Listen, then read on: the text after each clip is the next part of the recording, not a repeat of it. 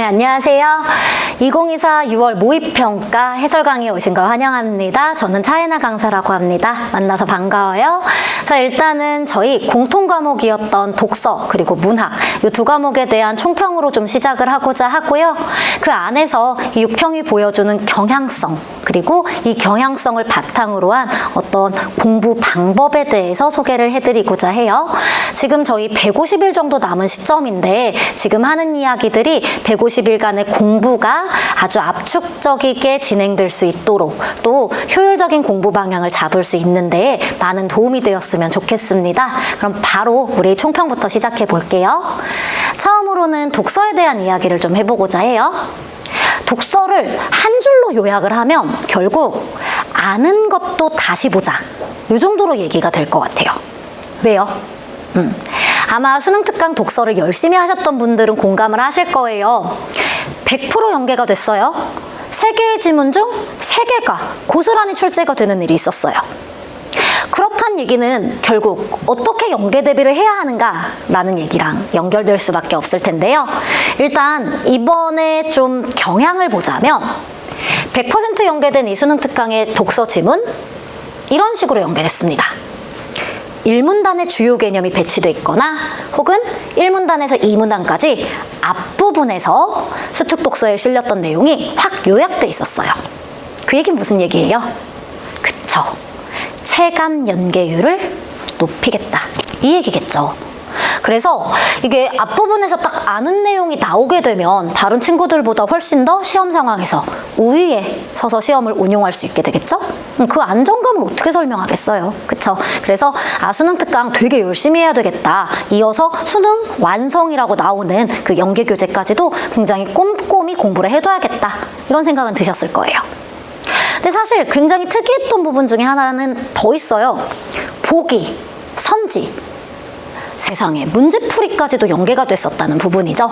그래서 선생님도 막 활성화 에너지 나중에 이제 해설 지문 보다 보면 아실 텐데 이 활성화 에너지 지문 같은 경우는 1, 2문단에 나오는 모든 내용이 보기에 있었던 한두 줄의 정보 그것까지도 다 활용된 것이었거든요. 그래서 이거는 결국 수능 특강에 나오는 혹은 수능 완성에 나올 모든 지문들을 전부 다 이해하는 것뿐만 아니라 문제도 잘 풀어보고 선지도 좀 숙지하고 있어야만 앞부분을 좀 시험을 수월하게 운용할 수 있게 되겠다. 이런 시그널, 신호가 아니었나 싶습니다. 그래서 보기나 유사선지로 체감 연계율까지 상승된 마당에 왜 아는 것도 다시 보자 라는 이름을 붙였을까? 안다고 풀리지만은 않았던 것 같아요. 문제가 수월하게 일치불일치 문제 혹은 앞부분에 전개 방식을 묻는 문제 이런 것들은 되게 쉽게 풀 수 있었는데요. 그 외에 또 다른 추가적으로 나왔던 문항들 있죠. 학생들이 조금 까다롭다라고 얘기했던 문항들 그건 사실 수능 특강만으로 커버가 되는 영역은 아니었어요. 무슨 얘기냐? 자, 내용과 배경 지식 그리고 이 어떤 기초 개념에 대한 정보들은 연계 교재가 다 그 역할을 가져가요. 하지만 그걸 읽고 나서 스스로 독해하고 또 정보를 문제가 묻는 형태에 맞춰서 재배치하고 구성하고 조직하는 능력들 내 머릿속에서 방금 읽은 걸 다시 정리하는 능력들 이것들을 묻는 문항 이런 문제의 아이디어들은 전부 다 과거에 기출해서 온 걸 볼 수 있었습니다. 굉장히 재밌었던 어떤 6평 시험이에요. 기출이 어떻게 반영이 되어 있었느냐. 첫 번째로는 문항 아이디어가 정말 중복되고 반복되는 게 많았어요. 저희 해설 강의 듣다 보면 선생님이 중간중간 이거 과거에 어떤 지문에서 활용됐던 아이디어니까 참고해 라고 얘기를 해드리는데 예를 들면 증감을 비교하는 것 활성화 에너지를 높이는 방법이라고 출제가 된 문제였는데요. 높인다, 낮춘다 해서 커진다, 작아진다, 빨라진다, 늦춰진다 라고 하여서 그 증감이나 그 대소의 폭이 어떻게 달라지는지에 대한 얘기들이 문제가 출제가 됐는데 이건 굉장히 과거의 수능부터 지속이 되었던 경향이에요. 2011년 음성인식 기술 그때도 그렇고 또 그 후에 좀 최근에 영상 안정화 기술 나왔을 때도 그렇고 어떤 두 개의 대상을 비교했을 때 크기 변화에 영향을 미치는 요소들을 누가 커져? 얘를 이렇게 키우면 쟤가 작아져 커져? 이렇게 변화시키는 거. 그 문항 아이디어가 또 한 번 반복이 돼서 역시 기출을 학습하는 게 중요하다라는 걸 하나 알 수 있었고, 또 하나 2 곱하기 2의 활용. 혹시 키트 지문, LFIA 키트라는 지문 기억하세요? 그때 음성 양성, 그치? 판정에서 음성 양성, 그리고 실제로 존재하냐 안 하냐, 요걸 가지고 2 곱하기 2 표를 만들어서 진양성, 진음성, 위양성, 위음성 이런 구분했던 기억이 있으실 거예요. 그러셨던 분들은 조금 이따 또 해설 강의 가시면 위협소구랑 관련해서 선생님이 그 표 고스란히 활용해서 또 다른 문제 푸는 거 한번 볼 수 있을 텐데요. 이렇게 표를 활용하고 스스로 분류를 할 수 있느냐라고 묻는 것, 구기출의 아이디어라고 볼 수 있겠죠. 또 하나, 시각 자료로 한눈에 정리. 이것도 굉장히 눈에 띄는 부분이었는데, 과거에 우리가 가군동량 보존 법칙 같은 거 보면요, 이 사람이 가군동량을 보존하고 그러면서도 각속도를 높이기 위해서 어떤 걸 해야 하느냐 하고 그림으로 간단히 다이빙하는 사람의 그림이 그려졌던 적이 있어요. 그렇게 나왔던 것과 굉장히 비슷하게 활성화 에너지를 높일 수 있는 방향을 그래프를 놓고 어떨 때가 최고고 어떨 때가 또 낮아지는지를 비슷하게 그려냈습니다. 결국 과거의 기출에서 봤을 때 시각 자료로 글의 중심 내용을 한 번에 정리했던 걸 이번에도 똑같이 응용해서 너 이걸 읽었으면 이렇게 간단하게 시각화해봐 라고 묻고 있는 거죠. 해서 문항 아이디어의 측면에서 여전히 기출은 유효하다. 열심히 보셔야 됩니다. 다 좀 옛날 기출하고도 관련이 있으니까요. 최근 5개년 아니더라도 신경 써서 좀 봐주세요. 거의 한 2008년 안팎까지도 쭉 한번 보시는 게 좋겠습니다. 빈출 요소, 요것도 역시 되게 중요한데, 우리 수능 독서 하면 인문사회라고 했을 때 학자들의 관점을 비교해라 라는 문제들 꽤나 자주 출제되고 있죠. 최근에는 킬러 문제로도 많이 쓰여요. 나글의 관점에서 가글을 비판해라. 혹은 보기에 여러 명의 학자를 주고 이들의 관점에서 가글과 나글에 대해 비판하거나 분석해봐라. 이런 글들 보신 적 있죠? 네, 그게 이번에도 킬러로 출제가 됐습니다. 그래서 나글이 가글을 뭐라고 비판할 건가 이렇게 출제가 됐는데, 관점의 비교 문제 나올 때마다 어떻게 대처하고 계신지 스스로 검토를 한번 해보시고, 또 저희 인문지문에서 이 얘기 할 거예요. 가낙을 비교하는 문제 어떻게 풀면 되는지 문제풀이 전략을 딱 챙겨가지고 최근에 이 출제 경향 고난도라고 말할 수 있는 이번 6평의 유일한 어려웠던 문제 잘 대비해 주셨으면 좋겠습니다. 뿐만 아니라 꾸준히 출제되고 있죠. 개념 간의 관계, 상하관계, 대비관계, 선후관계 물어보면서 이 선택지에서 관계를 슬쩍슬쩍 비틀어요. 그때마다 당혹스럽지 않게끔 기출이 자주 쓰는 이 관계, 패턴, 문장 익혀두시면 좋겠고요. 뿐만 아니라 과정 나오고 선후 처리해가면서 읽어가는 법, 또 그 선후 처리를 사례에 고스란히 적용해서 과학기술의 또 다른 사례를 이해할 수 있게 하는 것.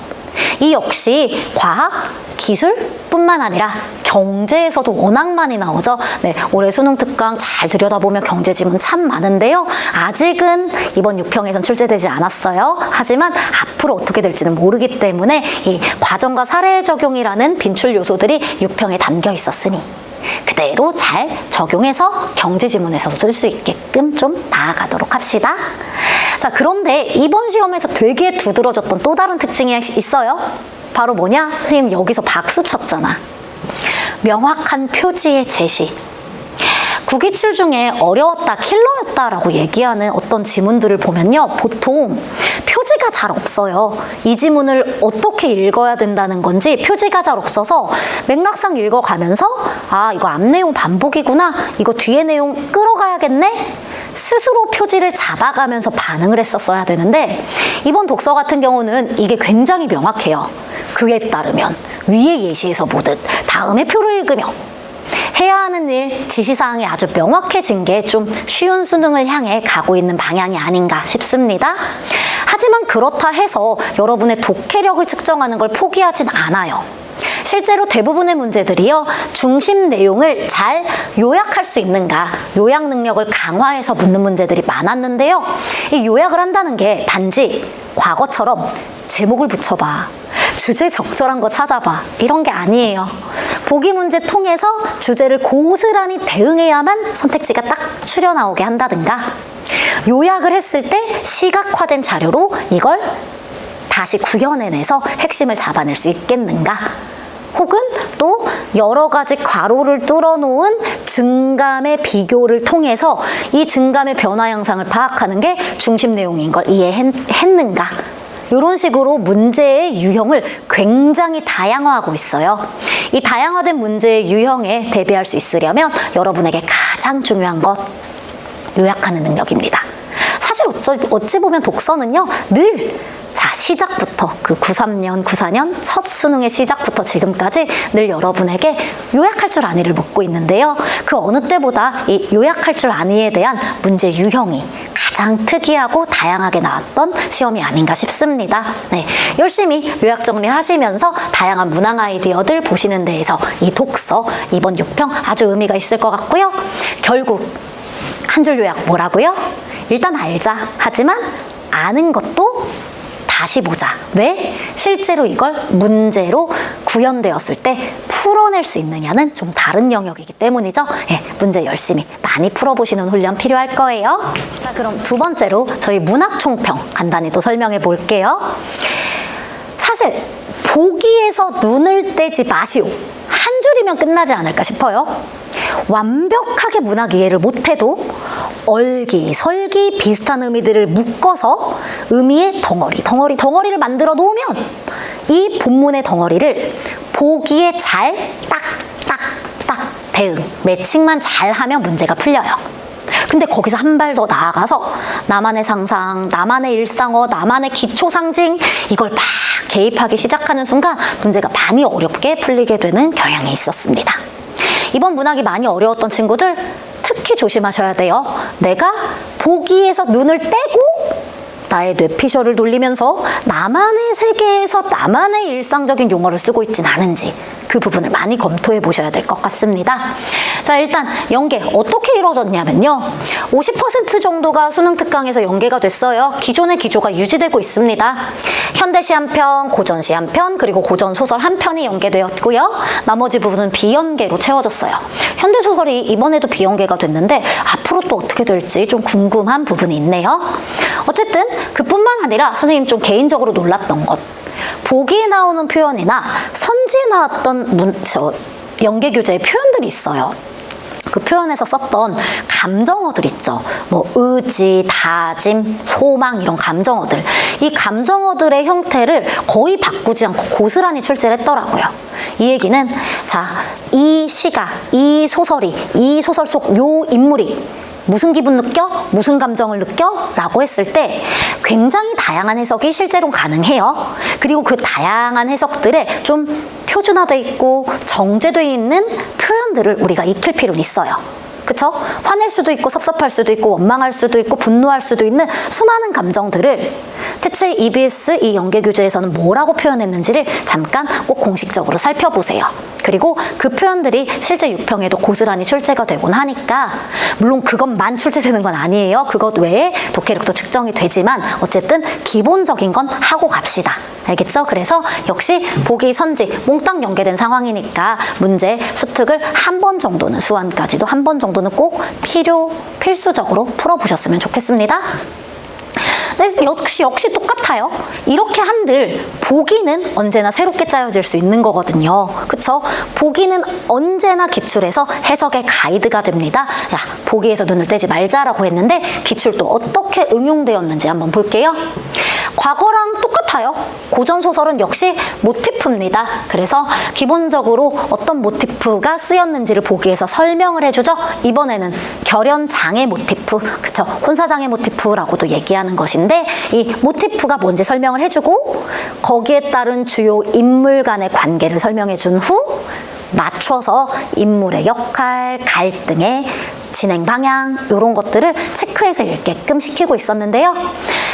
기존의 기출에서 벗어나지 않은 방식이기 때문에 우리도 기본적인 모티프 정도는 알아두고 그 외에 뚜렷하게 드러나는 갈등 관계에 주목하면서 갈등이 심화돼, 해소돼, 인물 성격이 유지돼, 달라져, 물론 거의 달라지는 경우는 없어요, 고전소설에선. 그럼에도 불구하고 이러한 갈등과 인물의 심리의 변화 과정을 잘 추적해가면서 읽으면 고전소설은 고전하지 않을 수 있을 거예요.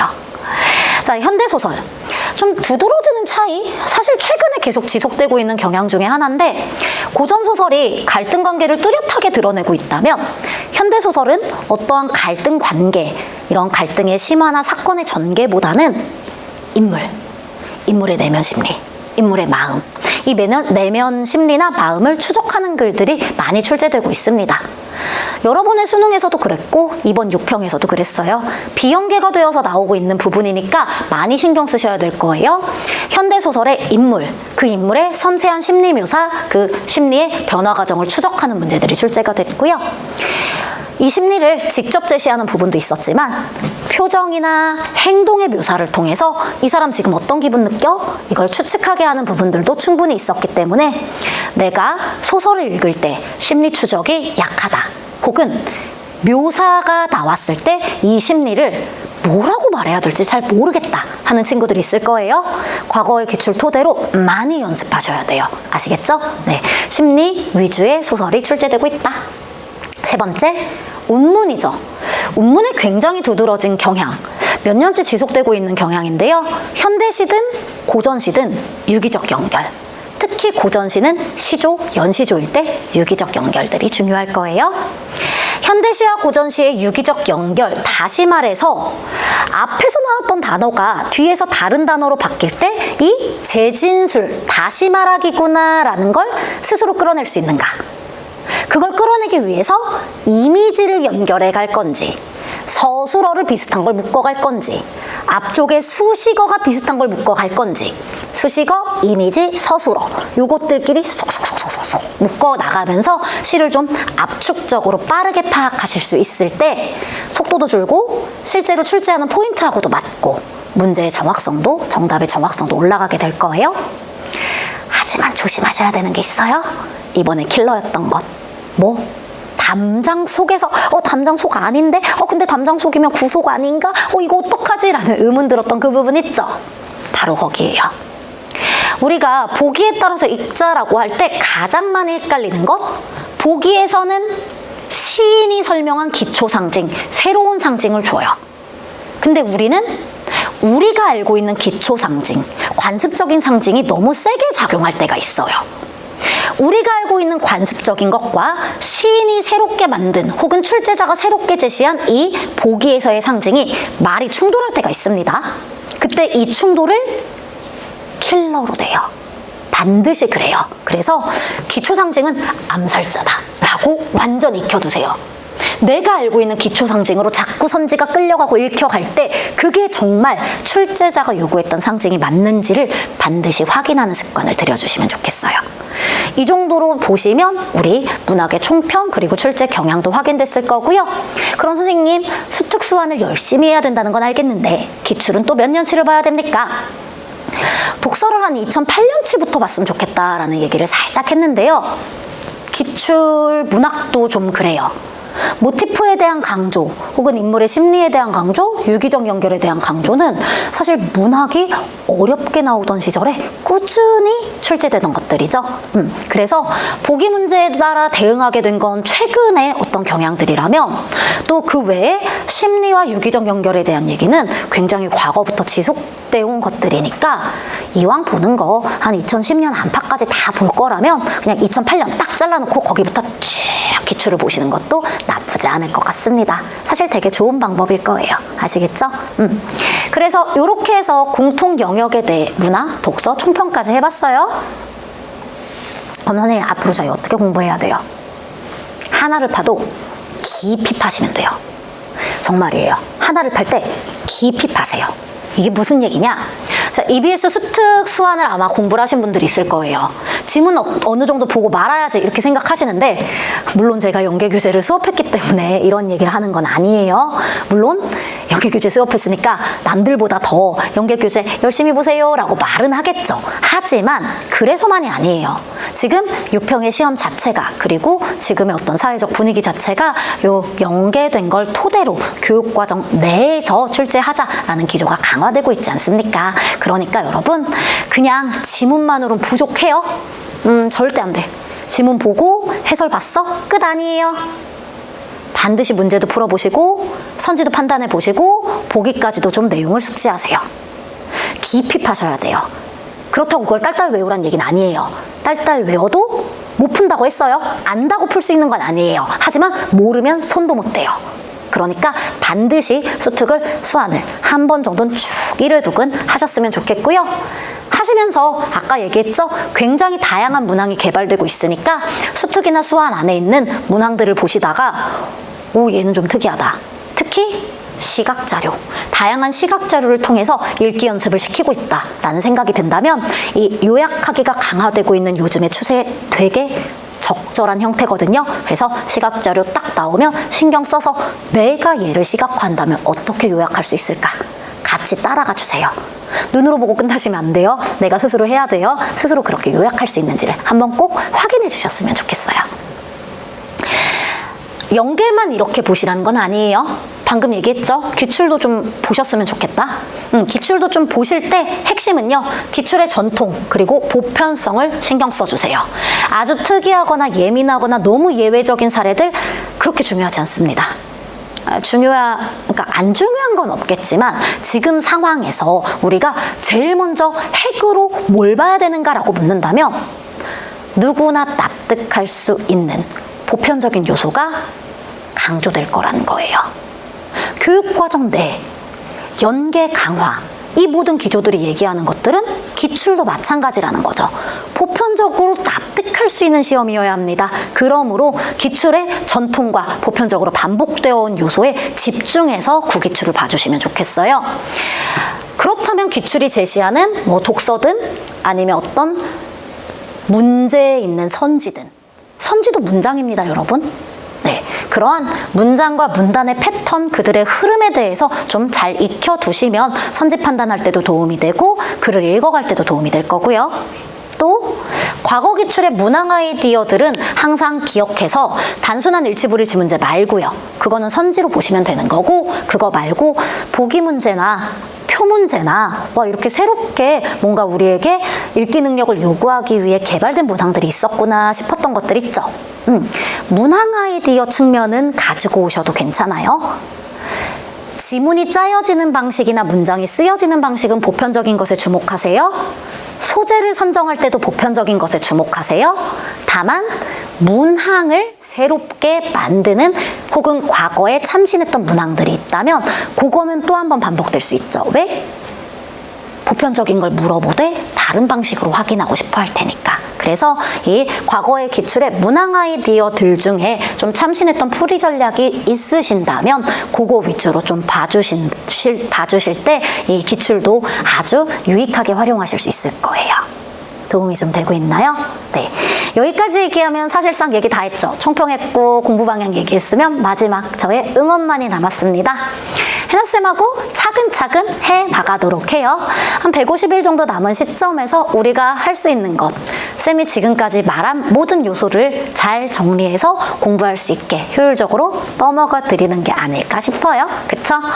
자, 확실하게 EBS 연계 대비 해드리도록 할게요. 또 기출의 원리, 이렇게 말만 하면 뭐해. 내가 이거를 학생 입장에서 스스로 찾아서 떠먹기는 힘들거든요. 그쵸? 선생님이 다 원리를 관통해서 교재 잘 짜놨으니까 같이 공부해 나가면 될 것 같고요. 풀이 중요해요. 문항 아이디어가 새롭고 중요해진 만큼 선생님이 계속 나도 할 수 있다, 너네도 할 수 있다, 우리 다 같이 잘 해낼 수 있다라는 확신을 줄 수 있는 다양한 풀이, 그러면서도 시험장에서 쉽게 쓸 수 있는 풀이법 많이 얘기해 드릴 테니까 수업 열심히 들으면서 적용 많이 해보도록 해요. 또 자료, 교육과정 안, 이걸 지켜야 되거든요, 지금. 그쵸? 요 속에서 쏙쏙 골라낸 적중 자료들을 통해서 여러분의 공부 부담 줄여드리도록 하고요. 현실적이고 실전적인 수업. 수업에서 선생님도 실제로 어디서 고민하고 왜 이 단어가 걸려 넘어질 수밖에 없는지 굉장히 실전적이고 현실적인 얘기 많이 수업 중에 담아내도록 할게요. 가끔 웃겨요. 맨날은 잘 못 웃겨요. 아무튼 그래도 수업의 재미 놓치지 않으면서도 알차게 준비해서 결국 여러분에게 국어 성적이 오르는 방법 보여드리도록 하겠습니다. 자, 쌤 믿고 차근차근 따라오면 돼요. 일단 6평 해설 강의로 시작하면 좋겠습니다. 네, 해설 강의가 단순히 문항 해설만 한 게 아니라 아까 말했듯 굉장히 현실적인 접근 방법들을 많이 담았어요. 보시면서 그냥 평소 수업 듣듯이 듣지 마시고 이것도 공부다. 그래서 내가 새로운 걸 하나라도 가져가야겠다. 빔 띄워놓고 공부하니까 내가 시험 상황에서 이렇게 운용했어야 되는구나. 몰랐던 거 배웠네. 이 느낌이 확실히 들 수 있게끔 꼼꼼히 챙겨가셨으면 좋겠습니다. 자, 총평 보느라 수고 많으셨고요. 그럼 우리는 또 현강에서 만나도록 할게요. 안녕.